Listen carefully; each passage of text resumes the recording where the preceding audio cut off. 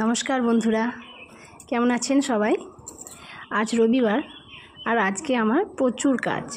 রবিবার সাধারণত সবার ছুটি থাকে, কিন্তু আমাদের ছুটি মানে এই কাজটি যা থাকে সারা সপ্তাহে তার ডবল হয়ে যায়। মানে সারা সপ্তাহের কাচাকাচি, ধোয়াধুয়ি, বাইরে যাওয়া, বাজার করা, সমস্ত কিছু।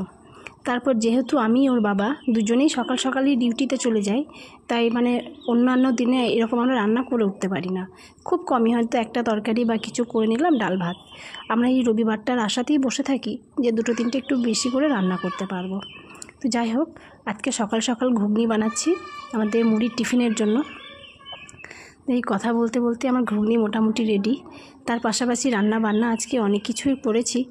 সারাদিনের এত কাজ, আর এখন তো মানে কোনো কথা নেই, যখন তখন ঝমঝমিয়ে বৃষ্টি পড়ে যাচ্ছে। তো খুব চেষ্টা করছি তাড়াতাড়ি কাজগুলো সব বাগিয়ে যতটা পারবো ওপরে চলে আসার। আর নিচে থাকলে এবার এমনই বৃষ্টি হচ্ছে আর আসা যাচ্ছে না। তো আমার টিফিন ব্যবস্থা হয়ে গেছে, আর এদিকে মাছ বসিয়েছি আমি, আর একটা কড়াইয়ে হচ্ছে আমার মাংসের আলু ভাজি। এই মাছটি মানে আমি বাজার থেকে কিনে আনিনি, এটি পুকুরের ধরা মাছ। তো সেটাই আজকে হচ্ছে।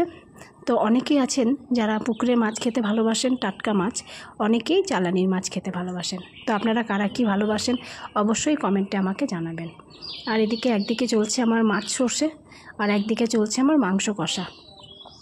তো এই কথা বলতে বলতে আমার মোটামুটি মাংস কষা তো হয়েই এলো, আর মাছও মোটামুটি হয়ে এসেছে।